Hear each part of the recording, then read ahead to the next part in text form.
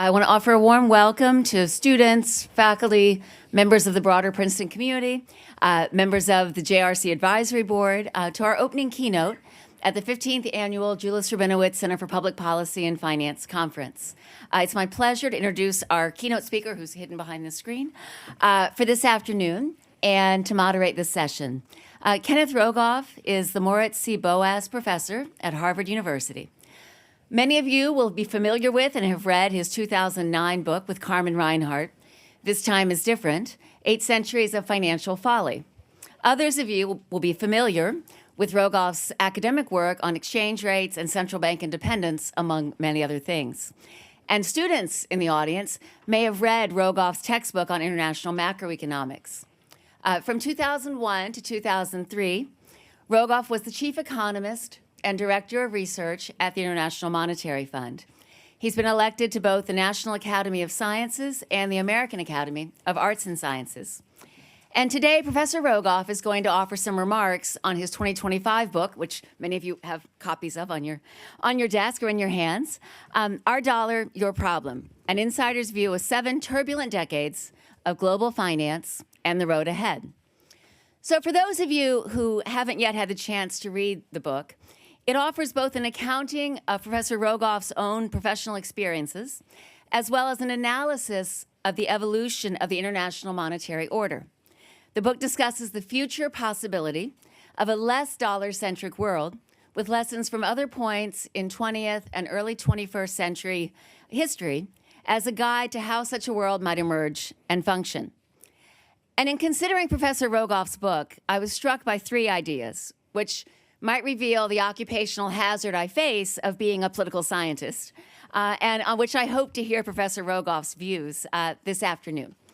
So first, as the book nicely illustrates, while these alternatives are still in short supply, we certainly are witnessing demand for dollar substitutes. And this demand suggests that the U.S. could be a victim of its own success. The benefits to the U.S. of the dollar's global role went far beyond easy access to sovereign credit. The U.S. became central to the global banking, financial, and payment systems, and this gave the U.S. government leverage. It could threaten to exclude countries from these systems for political reasons. It could collect detailed information about cross-border transactions. But using this leverage, for instance, for financial sanctions, sets off a deeper search for alternatives, as some countries then aim to insulate themselves from future U.S. weaponization of monetary interdependence. So the shorter-term exercise of leverage can erode the longer-term dominance of the U.S. and the U.S. dollar. Second, the current political environment inside the United States is intensifying the search for alternatives to the dollar. The erosion of the rule of law, of democratic accountability, of transparency reduces the willingness of investors and firms to hold dollar-denominated assets, undermining the liberal international order and its associated material benefits is making this problem worse. And while an outright default on U.S. debt is a distant possibility, a very distant possibility, it isn't hard to imagine that debt being inflated away. Threats to the independence of the U.S. Federal Reserve seem to exacerbate this problem. Indeed, we're already seeing an increase in U.S. debt servicing costs, the result of elevated political as well as financial risk. The last time debt servicing accounted for such a significant share of the federal budget, Nirvana's Nevermind had just been released. Okay, someone knows what that is, right? It's now, okay, so maybe that joke didn't land. And George Bush, and that is George H.W. Bush, was president. So this debt servicing burden is going to constrain future spending on all sorts of other things, infrastructure, social policy, and the like, unless the U.S. government is willing to enact politically unpopular tax increases. Okay, and third and finally, the U.S. government's cheap access to credit contributed as well to U.S. military power. The U.S. was able to achieve high levels of defense spending via low-cost borrowing, and hence the geopolitical and the financial leverage reinforced one another. And as the U.S.'s so-called exorbitant privilege recedes, so might U.S. military power. If the U.S. security umbrella then weakens, this could further encourage foreign governments to seek or search elsewhere for alliance and economic partners. So as Professor Rogoff's book suggests, and his talk will certainly suggest, the transition to a new international monetary order may well be a bumpy one. With apologies to John Connolly, it might be that our dollar also becomes our problem. So, with that nice dose of pessimism, Professor Rogoff, we are so looking forward to your presentation this afternoon. Once you've finished your remarks, we'll have a bit of time for some questions from our audience. And in the meantime, I hope you will join me in welcoming Ken Rogoff to the podium.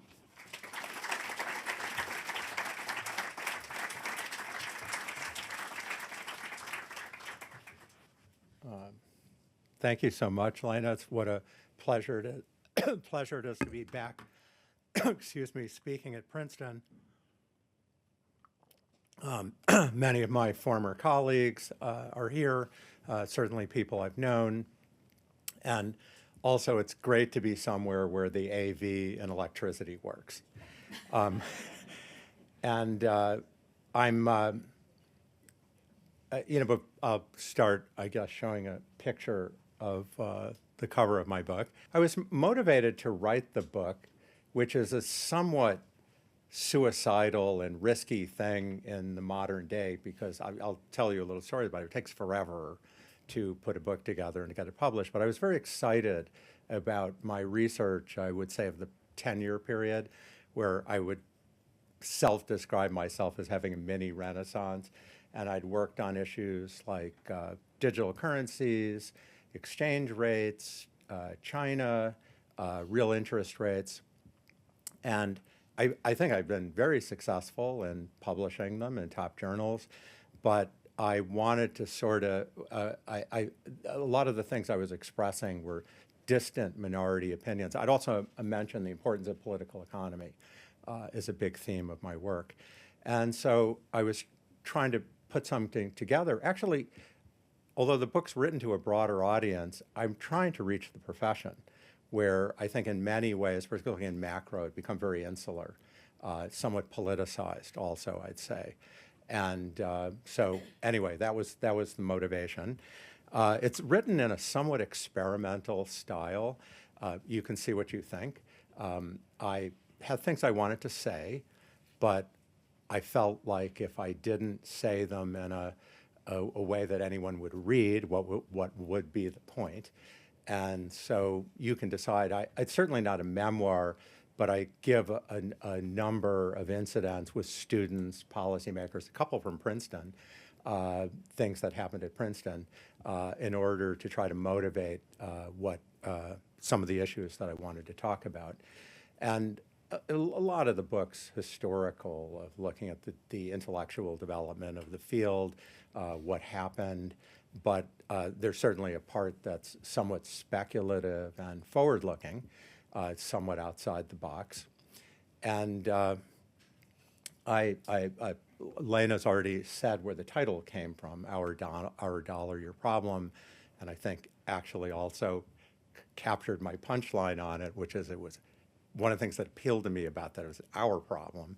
When we went off the gold standard completely with the Nixon shock, we didn't have a plan for what we were going to do. And yeah, we didn't pay super close attention to gold, but it wasn't irrelevant either in what other countries were doing. It was a constraint.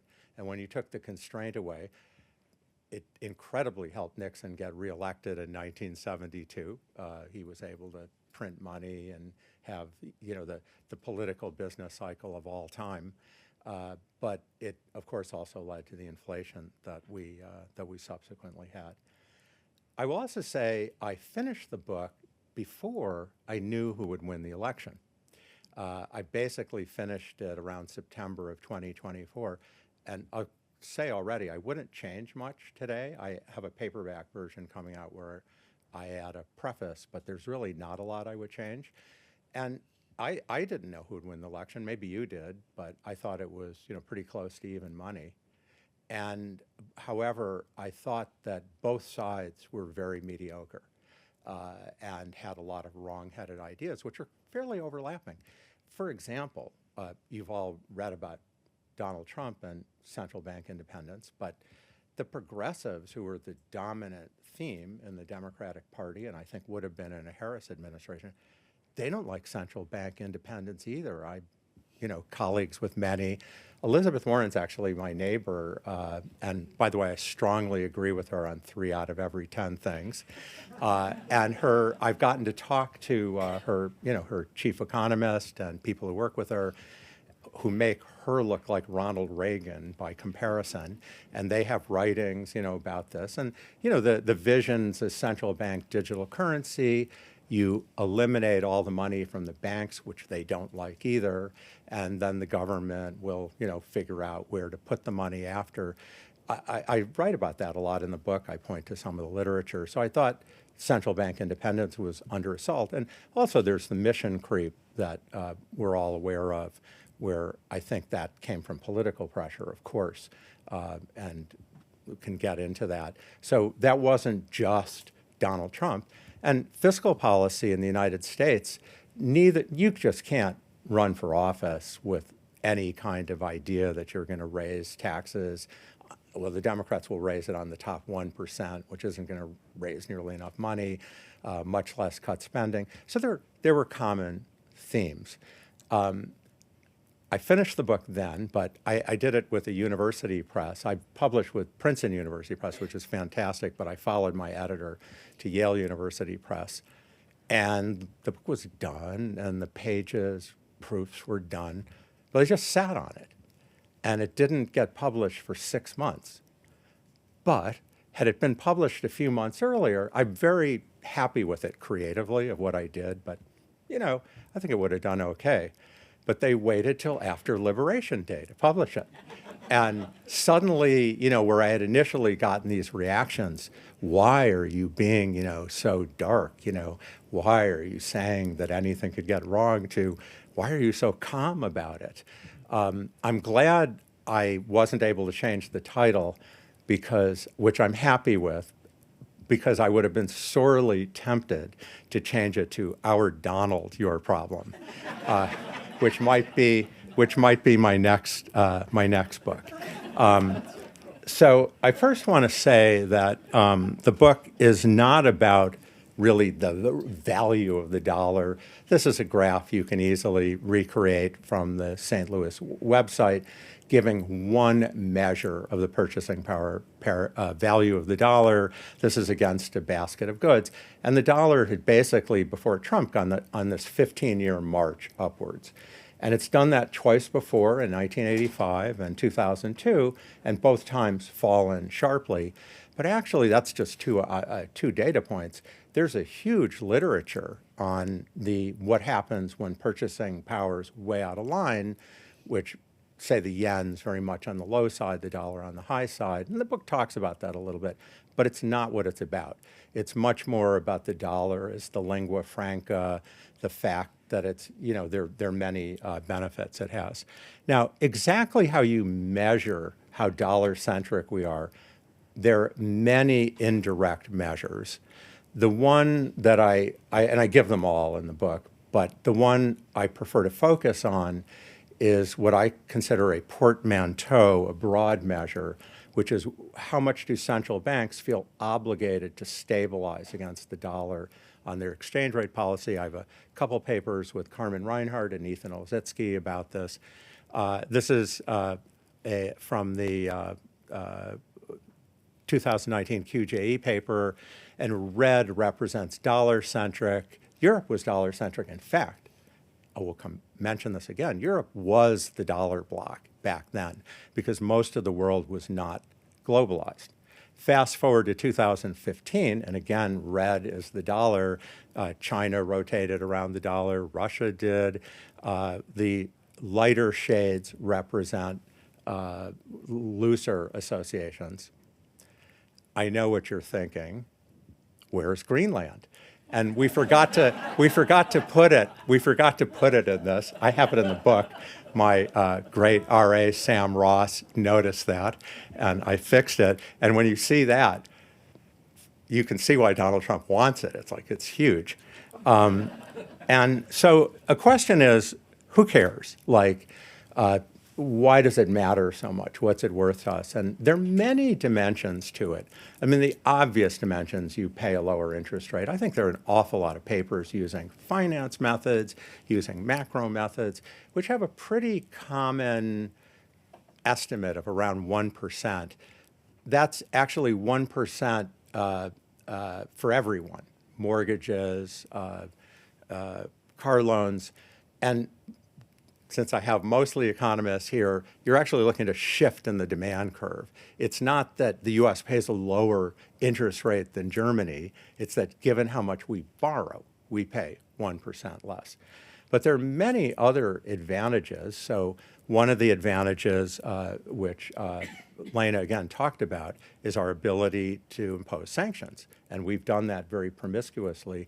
That has been a major motivator of why certainly countries that were traditionally our enemies, now I don't know, Canada's our enemy, but the ones that were traditionally our enemies, they've been looking hard to do something about not just using the dollar to price things, and China's gone from 0 to 50% roughly in the last 15 years, but building the plumbing, the back office, that's really the essence of this, where a disproportionate, wildly disproportionate share of market clearing goes through the United States. And what does that mean? It doesn't just mean we can impose sanctions. It means we see information. And you may do a transaction that seems to you entirely in Europe or between Europe and Latin America, but it flashes through the dollar in swap lines that give us information. And the Europeans already were very unhappy about that, and believe me, they're a lot more unhappy about it now. There are other ways you can weaponize the dollar, for example, swap lines. And when I hear Donald Trump want to have control of the Fed and everybody's thinking about interest rates, that's a very important thing. So swap lines they're large dollar markets in the rest of the world, and they can run short locally of the dollars. And this particularly happens in a global crisis, and we've offered countries quick loans to their central banks to try to deal with that. It is not riskless, contrary to official Fed speak. You're making the loan in a time of global crisis, and something can go wrong. But it's a risk that's probably been a good risk that's we've taken. But I mean, if Donald Trump really controlled the Fed and somehow the Supreme Court rules tomorrow against him and he loses on that, he can take over the swap lines potentially and say, well, next time there's a crisis, not giving Mexico a swap line. I mean, he'll have to think of some language that people understand, which he will. And that could cause a crisis in Mexico right away, if someone saying that. So there definitely fear of weaponizing the dollar. If I look at, since I'll get to it a little, but I want to just make sure I say it. There are these forces from the outside. What I drew in this graph was what I regard as peak dollar. And I think the dollar's actually been in decline by a lot of measures over the last 10 years, with China separating and some other things going on. And you see that in my work with Carmen and Ethan. There's a question of whether Trump is an accelerant. I believe he will be. I mean, one can debate that.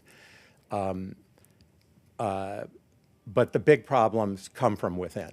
The big problems, obviously, are if you undermine the credibility of the Federal Reserve, which is what we have instead of gold, if our fiscal policy appears not sustainable, if we are weakening the rule of law, which foreigners rely on, those things also can undermine dollar dominance. And I certainly don't envision having a world where suddenly everyone's using the renminbi to, buy stuff at the Princeton cafeteria, but rather a loss of market share. There's an interest rate consequence, but more importantly, the ability to impose sanctions, to collect information just goes away. There's actually an interesting field of geoeconomics, and there are papers by Matteo Maggiore and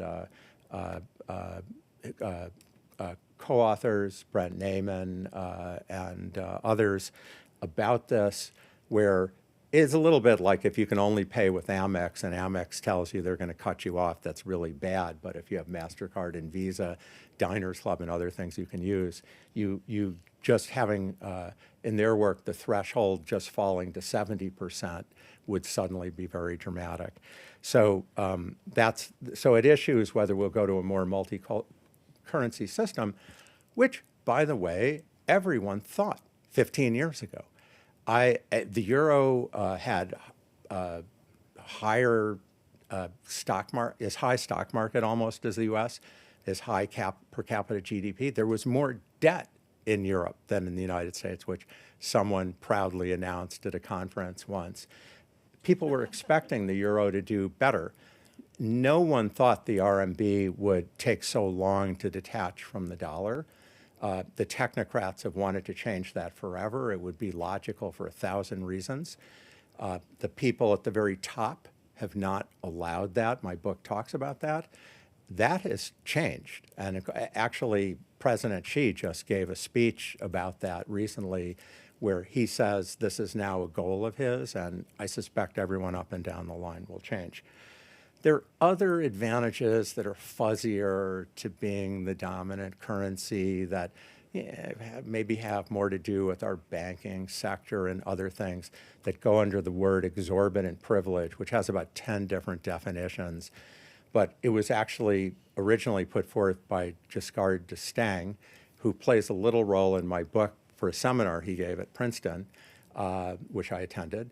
And he argued, we're forced to hold all your debt and you can buy our factories and our land and everything and you're making a lot of money and that's terrible. And he called that exorbitant privilege. And by the way, you don't have to run deficits to be the dominant currency. Britain didn't, most countries didn't, we didn't until starting in the 70s, in the late 70s even, we started doing that. We weren't in the 50s, 60s. And that's just simple accounting, that you don't need to run deficits. That's a confusion. This is not in the book, but I'm going to show it anyway because it's fun. So an example of someone taking advantage of our exorbitant privilege was my great aunt, Henrietta, who grew up in a poor family in New York, and her dream was to make shoes, and these are her shoes. She made them in an Italian factory, and she did okay. Now, this picture is actually an Andy Warhol. She had hired him to do her ad in McCall's. If you know, that's where he got the idea to do soup cans and stuff. He drew advertisements originally. Unfortunately, she did not buy this print, which would have been worth much more than what she made from her shoes. But that's just like a small example. So what were the rivals to the U.S.? And I talk about Russia in the book, which was more than you think. When I was an undergraduate at Yale, it was in Samuelson, what I was taught that Russia was going to catch up with us. And I'll skip over that. But Japan in the 1980s is, excuse my French, kicking our ass. I mean, this is a picture of land, the value of land in Japan at market prices, which was far in excess of the United States. The value of real estate, you can argue, okay, maybe the market prices aren't real and they're not measured properly. But you could look at the stock market. And it was the same thing. That was internationally traded. The difference isn't as big. But the Japanese stock market exceeded the value of the U.S. stock market. Comparing per capita GDP is tricky, as you are economists who know. But if you do it at market exchange rates, it was way ahead of the United States in per capita income. And you say, oh, well, Japan's tiny. They can't do that. Well, they had half the population of the U.S. Back when the UK ruled the world, it had a quarter of the population of France. The Netherlands was the dominant currency in the 1600s. They had half the population of England. It doesn't mean anything. And there's a very important event, I talk about it in the book, called the Plaza Accord, where it's something where I feel like I changed my mind over the years. The Chinese leadership and policymakers that I talked to over the years always made the point when I would say, why don't you have a more floating exchange rate, they would say, we will never, never become Japan. We will never let the Americans do that to us. Now, I don't have time to talk about it today, but I have a Brookings paper coming at the end of March, which compares Japan and China. And guess what? They're looking a lot like Japan in some ways, and they're interesting questions of why. So this event, the Plaza Accord, where there are many dimensions to this, but I think the United States used its leverage over security more than anything else to push Japan, not just to appreciate their exchange rate, but probably do a number of liberalizing things prematurely. I won't say Japan, would have surpassed the United States, but it could be doing a lot better than it did without the Plaza Accord. I don't know how many of you read about the Mar-a-Lago Accord, where Steve Moran was the first head of the Council of Economic Advisors for Trump, and then he went to the Federal Reserve. And he sort of had this paper that, by the way, Scott Bessent loved for a long time, where he said, the Mar-a-Lago Accord the Plaza Accord was great. Let's do it to everybody. And he had this idea of the Mar-a-Lago Accord. Anyway, I think it's an important event. So I'll only stop at this graph, which I would normally skip because there's a Princeton story. It's one of the amazing things about being a student or faculty here is just these incredible historical figures come through. I mentioned Jassar D'Estaing. James Baker came. He was I think one of the great Treasury secretaries we ever had. He came through, and I came up to him afterwards, and I said, I was just a pawn, but I had a little role working at the Federal Reserve, working on background papers for the Plaza Accord. They didn't tell us what it was, but I was working on sterilized intervention. And he told me this story. He said, and I said to him, I was surprised Japan could control their exchange rate as much as they did. And he said, no, that's not what happened. They said they were going to let the exchange rate appreciate by 10%. And it didn't happen right away, but they had to have an agreement. And he said it was amazing. In 2 weeks, it was 10%.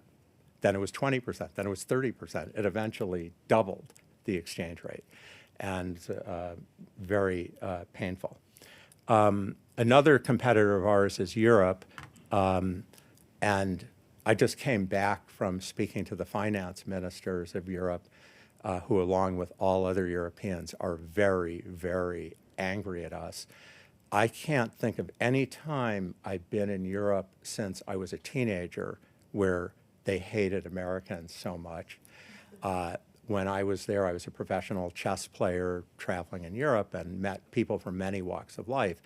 And we had the Vietnam War, so they called you a warmonger, racist. They didn't like our food either. But in general, it was not popular being an American, and we're getting there again. And I think they're energized in terms of financial independence as well. I'm going to skip talking about Europe beyond that in the interest of time, and I'll skip that too. So I did this book, This Time is Different, which is very much about real estate crises as an important part of it. And I started looking at the numbers in China, although there weren't many numbers for China, and thinking, the prices were going like that. This doesn't look good, and started talking about it. And I talk about it in the book, but I was very fortunate that I think it was in 2017, this brilliant young Chinese economist who was a student visiting from Tsinghua came to me. She was very courageous and said, I can give you numbers of what you're talking about. Like, there's actually numbers. And I said, well, what do you mean? I mean, everything's a state secret. You can't find vacancy rates.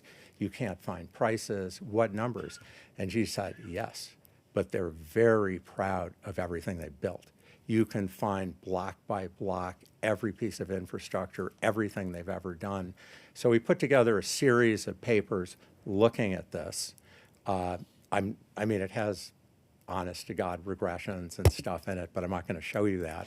But this is one of the aggregate charts we have that really blew our mind, which was per capita housing in China, which this is in square meters, sorry, where it's less than the US, but it's more than the UK and France. And that sort of lent support to the idea there was overbuilding. And what you're able to do with their yearbooks, their statistical yearbooks, is you can see into the corners of China. And I had traveled a little bit to what they call tier 3 cities, but I mean, you can't visit everywhere. And I'd seen a few journalistic comments about this, where somebody would go find some empty apartment buildings and ask what was going on. And the Chinese would just say, well, it's going to get filled. And so we started writing about this. We had a hard time getting it published because the scholars are working on it, said this can't be true. But then a couple of years after we wrote our first paper, there was this big default in China, the Evergrande default, and our work became very well known in the West, and eventually very well known in China. Yuan Chen actually brought her parents over and her husband's parents over because she was a little nervous about it. At least that's my interpretation, and certainly our work wasn't taught. But she just last September won the Pushan Award, which is their equivalent of the Clark Medal, which is official. So it's something that's now recognized. If you want to know why China has a problem now, it's because housing is most of wealth in China. This compares China and the US. It's got 2 years in it. The 2022 and 2023, the red is a little lower because prices have been coming down. But you can see China, it's not very balanced. Housing is kind of like everything. And in the United States, it's more balanced. And so housing prices, by all our estimates, which are hard to do for China, but everything I read are in free fall in China. I think they've fallen on a weighted average by a similar amount to the Case-Shiller index happened during our housing crisis. And you can see that the potential wealth effect is very large. Just a word about cryptocurrencies. That's another topic I go into a lot in the book, and I'm already run out of the time I was given, so I'm not going to be able to talk about it long. But this is from a paper that was just published this year with Francesco Papada, where we try to form estimates of the size of the global of the underground economy in Europe using value-added tax data. What did they collect, and what do surveys say they should have collected? I don't have time to explain details, but the results are actually remarkably similar to what people have gotten from seat-of-the-pants estimates from electricity use and stuff. I will say my colleague Stephanie Stancheva, who won the Clark Medal this year, she's worked on this topic for Greece, and she's French-Bulgarian, as you may know, and she looked at this. She was very nice about the paper. She said the Bulgaria can't be right. I go to Bulgaria all the time. That is way too low for Bulgaria. And I mention that because that is where I think cryptocurrencies are competing. Right now it's stable coins. It was Bitcoin. Now it's stable coins. When they finally regulate stable coins in an intelligent way, which the Genius Act does not, then I think it'll again be Bitcoin. So I completely run out of time again, but I'll finish with a couple thoughts. On fiscal policy, let me say this. First of all, I went around the world debating Larry Summers, Paul Krugman, Olivier Blanchard. There's actually I did a debate with Peter Thiel at Oxford Union, you can find, where they were kind of arguing nothing was going to ever change.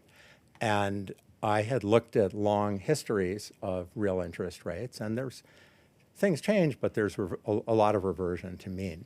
And I argued that, and this is the 10-year inflation index treasury. And I have a paper with Barbara Rossi and Paul Schmelzing that was in the August 2024 AER, where we look at very long measures of real interest rates, 8 centuries. Now, the U.S. and Britain haven't issued that long, but even if you look at just the last couple hundred years, you get similar results. One point is real interest rates are spectacularly volatile, so you shouldn't expect them to stay the same. And also, although over the long term there's been a downward trend for reasons of liquidity, safety, there really hasn't been since 1900 if you look at a longer period. Anyway, haven't left time really to talk about this. I think there are reasons interest rates can come down, but there are reasons they can go up. Let me last say something about artificial intelligence. And this slide may seem to have nothing to do with it, but I just wanted to show you. So I had been a professional chess player. I stopped playing in 1980 was my last tournament. And I literally didn't play at all, although I think about chess all the time. This was an exhibition game from 2012 with Magnus Carlsen, who then and now is by far the best player in the world, and I miraculously made a draw. I'm never playing again. However, through chess, I've followed artificial intelligence from the earliest days. Chess has been the sandbox. And I do think it's possible that artificial intelligence will just pay for everything. So we have actually a lot more to spend. But I'm very concerned about many things going on in the world today. But I'm very concerned of what we've done with throwing out regulation of artificial intelligence.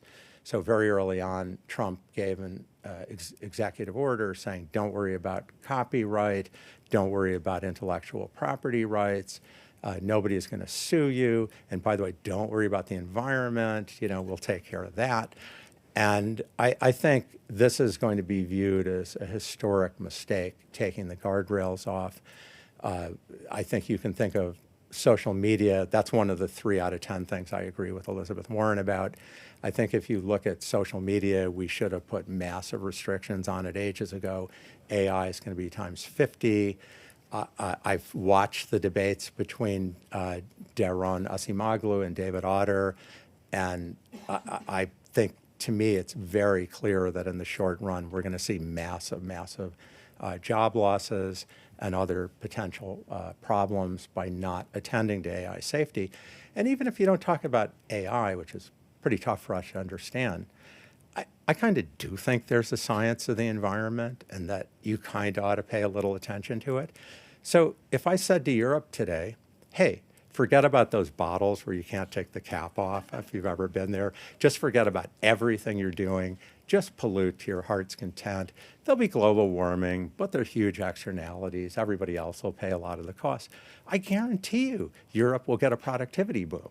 I mean, so, if you're asking why are the numbers so good, or why might they be so good for the next few years? The question, maybe we won't have a fiscal problem, but maybe it will morph into something else. And then lastly, this is my 2009 book. This time is different. This book has done crazy well because of Trump. My publisher held it up totally randomly for 6 months. It came out in April, right after Liberation Day, and and as far as my current book goes, Trump has just been the gift that keeps on giving. Like every crazy thing, I've mentioned in the book, has kind of happened. This book is much less readable than the newer book, at least I think so. I'm happy with how it's written, but it's very much a research book. But we nevertheless reached 4th on Amazon of all books for several days, almost a week at one point.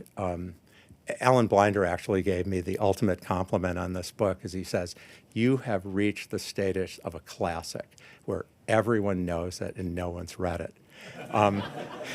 But we were behind the 3 Girl with the Dragon Tattoo novels, which had sex and violence in them. But we may have another edition with more of that. Thank you.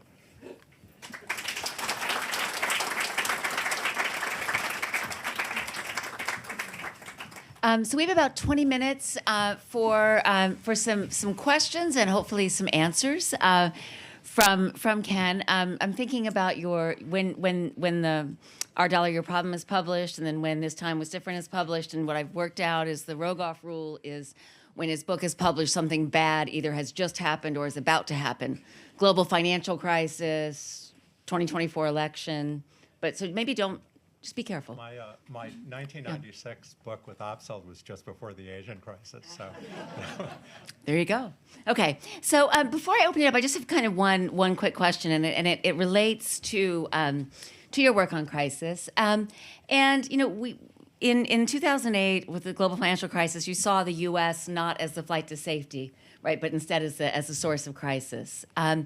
And we know there's lots of transmission from the U.S. then to other countries in crisis times and in more normal times. And so I wonder, do you think that foreign governments view diversifying away from the dollar as a means of insulating themselves from this potential source of risk?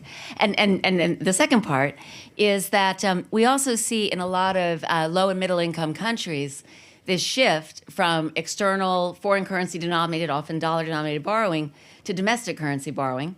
It's often made possible by financial repression. And is that also then kind of a way of insulating or sort of no longer needing the US dollar? Well, that's a couple big questions wrapped in one. I think for sure the major drive for diversification, if you talk about the policy, not what economists say, but the policy, is saying what the U.S. is prepared to do in weaponizing the dollar. So there are countless papers, I'd say, in top 5 journals, or quite a few, showing it's efficient to have one currency. I mean, there's network effects, and I think it's like a 2-line proof of, you should want one currency. But that doesn't mean that it's politically what other regions should want to have. And I forgot to mention it. My book talks about gold as another it's another thing, and I'm pretty neutral on it. I don't say buy gold, don't buy gold, although I've long suggested to central banks to buy more gold, but somehow my books become embraced by gold nuts.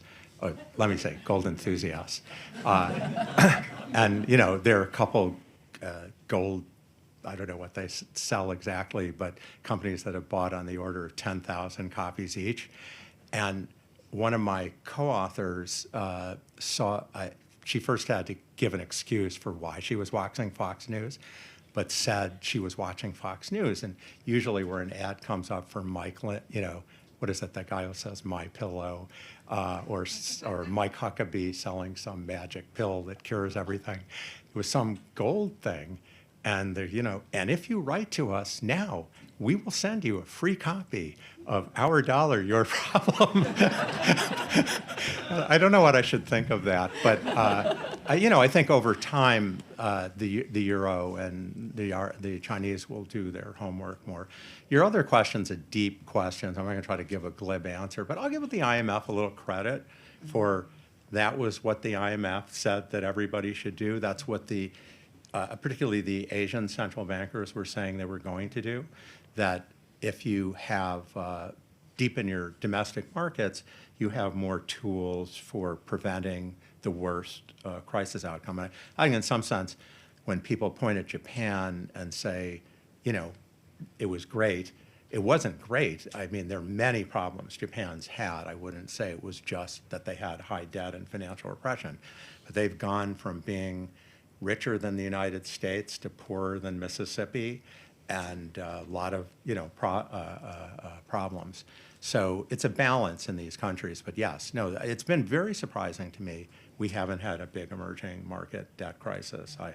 I certainly would have thought we would. I know we have Joyce Chang here, who's a great expert on this, and she can probably tell you better. But it's been a surprise. Okay, let's open it up for some questions. I think I'm guessing there are lots of questions about a very wide-ranging talk and book. So let's collect 3. Start here with these 3. Yeah, just right. Yep. Right. Get to your right. Yep. Yeah. Let's take these first 3 here, and then you can answer what you want, and then we'll go on for some more. Okay, Professor Rogoff. Maybe just everyone introduce themselves to the audience. I'm Bing Shen. I'm a member of the advisory board of JRC.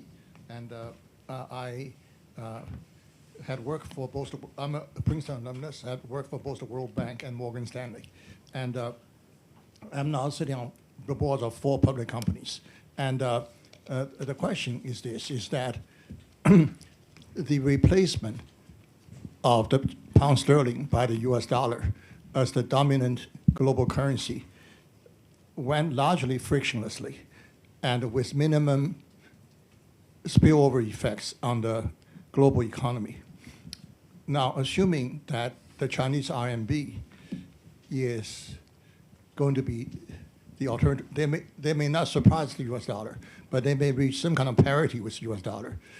What recommendation would you give to the leadership of both the US and China to make sure this phenomenon happens as frictionlessly as possible? Thanks. I'm going to pass that to Marcus. Hi, I'm Marcus Brödermeier, Princeton University. Great talk again. I wanted to ask you 2 questions. One is, you said the level of debt doesn't matter so much, but the debate in Europe right now is to create a common European-wide debt market in order to have the size to compete with the US Treasury. Would you say that's misguided, whether it's a Eurobond or SPs or some other common debt market? And my second question is, if you want to move to a multipolar world, how many poles do you want? There's some theory that 5 poles are more stable situations than having 2 or 3, because then if people shift around, it becomes very unstable. Okay, we had one more up front, so we have to get a whole bunch of questions to answer. Alan Bliner in the Economics Department at Princeton. Ken, you're obviously willing to speculate on a lot of things. I'd like to get you to speculate on the following question. As you know, and as most of us here know, if you extrapolate under current policies, the debt to GDP ratio in the United States is heading towards infinity. We know it's not going to get to infinity. I'm pretty sure of that. I'd like to hear your speculation on what stops it and how. Not when, that's too much, but what? Go for it. Let me work backwards. So the book ends with quite a bit of discussion of that, and I do speculate on when there. I say 5 to 10 years, so it depends on what kind of shocks hit and when it happens. I kind of mentioned at the end, if you ask the Trump administration, the economists in the Trump administration, they'll just say, we're going to grow so fast, it's going to blind you. I heard Howard Lutnick speak at Davos, 5%, 6%, 7%. And there is a question about the quality of that growth that I pointed at, the environment, AI, and stuff like that. But I think, I think now I would move forward the moment when we're going to run into a problem. Why do I think we'll run into a problem? Because I think until we run into a problem, we won't do anything. You forget about the politicians. They don't matter. The public will not tolerate it. And so I would say uniquely, the American public won't tolerate that. And, what the nature of the problem could be minor, could be major, I don't know. Most likely, I agree, inflation. Financial repression's harder in the U.S. without really, really, really changing things, although, we have Trump. And I wouldn't totally rule some kind of default off the table. We did default in the 1930s. The Supreme Court ruled that. And although it wasn't a technical default in 1971, it kind of was. That was where the our dollar, your problem. But the Supreme Court ruled it a default in 1933. And the only reason it wasn't a bigger deal is Franklin Roosevelt threatened them. And so they backed off and said, well, it was a default, but no harm, no foul. And they just basically, didn't award anything. Sebastian Edwards has a great book about this. So I totally agree. There's several pieces to Europe's competing. Building a back office is very important, having their own rails. You're sitting next to Ewan, who knows tons about this. But I would think the modern digital technologies offer ways to do that. I don't know how far you can go. You've worked on this, on derivative markets. I mean, there's sort of a question of how far can they go without more political union, and what will it take? And I've been very positive about Europe through the last year, or half year since I wrote the book, and the Europeans look at me, not just the European politicians, but the academics. Nothing's going to happen. It's never going to happen, and it brings to mind the old Frank quip attributed to Churchill, which you've all heard, but I'm going to say again anyway, which is Americans always do the right thing after they've tried everything else. And I think we can somewhat translate this to Europe, where I think there'll be a move forward. And then the Ben Chen's question, it wasn't frictionless, the dollar for sterling. It was World War II wiped out the capital stock in the UK. And I think more likely, is something less than that happening. But, you ask what is, the most important question. My colleague Graham Allison has framed this, and I apologize, I'm going to say it wrong. You can probably say it right, Layna, which is Thucydides' trap. How do you pronounce it? I was way off. Thucydides. Okay. Arguing that this is very, very difficult to do. Okay, let's get two more questions, which might be our last two over here, and maybe three. All right, we'll go to the back as well. Why not? Jeff Schaefer. I hired Ken to come to the Federal Reserve graduate school at MIT many years ago. Both of you said part of the exorbitant privilege is lower interest rates. Sounds like you're saying the Fed doesn't set interest rates in the U.S. It seems to me that market price that it gives is exchange rate, not the interest rate. And it has meant that the U.S. has had a chronically overvalued dollar, which has created an awful lot of the damage it was dealing with. What's your reaction to that? Great. Okay, let's go here. Bruno Pellegrino, Columbia Business School. So obviously there's a lot of new research coming out right now on geoeconomics, the use of economic policy tools for geoeconomic ends. And part of it is obviously due to what's going on in current events. So my question for you is like going back in time, when you look at previous administrations, was there like as much of a deep understanding of the important role of the dollar and how it could be weaponized? So was it there always on their mind, but now we are talking more about it because of current events, or was there less of an understanding of the role of the dollar and how it could be weaponized? Okay, and we've got one final question. Thanks so much for coming. I'm Christian, first-year master's student here at Princeton. I'm curious to hear about your thoughts on some of the distributional consequences of these policy discussions. I feel that inequality has really grown in the past 20 years in terms of the importance in macro, and so I'm curious to hear your thoughts on that. Thanks. Okay, well, let me start with Jeff indeed hired me. Well, we're talking about the Fed doesn't set real interest rates in the long run, at least a little bit on risk premia and such, but I think that's what we're talking about, because you can, what real interest rate are you paying, not necessarily what nominal interest rate are you paying. And you sort of stated the Mar-a-Lago Accord paper proposition, and I got to say I didn't take it seriously, and I appeared on Ezra Klein's podcast, and he doesn't give you any advance notice what he's going to ask, and he came at me, what were they thinking? And I said, I don't know, it sounded like polemics to me, but they're smart. What are they thinking? I guess I had to take that as axiomatic. And I finally, I think there are a number of points. One is the dollar is high for a lot of reasons when it's high, and sometimes it's low, right? It goes like that. But if you think of reasons the dollar is strong, we have tech, we have biotech, we have agriculture, like all of these things. When we talk about the Dutch disease, it's actually all about that they had natural gas. A lot of things go into what the value of the dollar is. And, whether the fact that countries are holding more of the dollar, it has a portfolio balance effect, but I don't think that's a first order thing. And, as far as the hollowing out of manufacturing, I think it's mostly automation. I was very happy to be asked the question about political economy. I feel passionately that that's just been forgotten in macroeconomics. If I read countless papers about central bank policy, it's like there's no political economy there.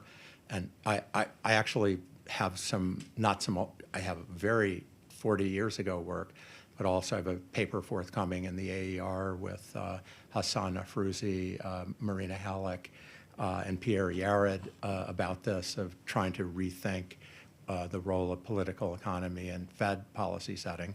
And geoeconomics has been, it's still nascent, but trying to think about these things, that it's a very important factor of policy. And it always has been. I mean, Trump has no filter and just says it.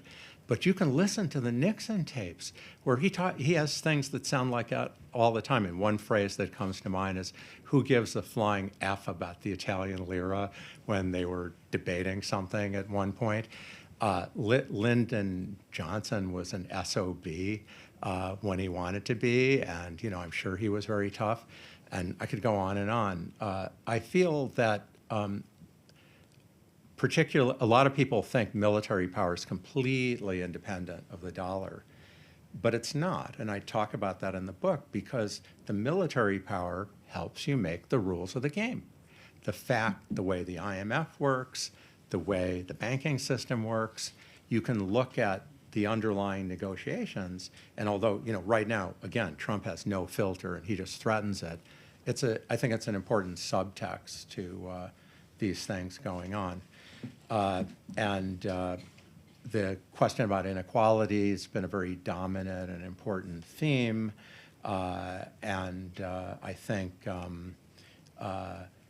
unfortunately, a lot of progressives came to the conclusion that you should solve inequality by just printing debt, which is idiotic. They confuse spending, which is good, with owing a lot of money, which is not good. And I think the literature has now overwhelmingly concluded that having very high debt weighs on growth. It depends on the country. It depends on a lot of factors. I just hesitate to know what the answer is to inequality. There are lots of papers about it, but it's kind of hard to imagine it doesn't involve higher taxes. That said, we live in this world of competition where Europe has failed to compete in tech with the United States for many reasons, but one of them is they can't keep anyone, that the tax rates are so high. So anyway, I'll leave it there. Great. Before you join me in thanking Professor Rogoff for sharing his book and so many ideas and experiences with us, just two quick things. One is that there are some political scientists in the room, and I think that they would come at me later if I didn't remind us all that political scientists have been thinking about the role of power, in trade and finance, international institutions, about the politics of central banks for a long time too. And so hopefully there'll be more of those exchanges as attention to things like geoeconomics increases. The second thing is that immediately following this, downstairs on the first floor atrium, the Perel Atrium, which is on the north side of the building, there'll be a reception with some remarks in honor of the Center's 15th anniversary. Everyone is welcome to join that. But for now, thank you so much for your talk and for your answers to our questions. Thank you.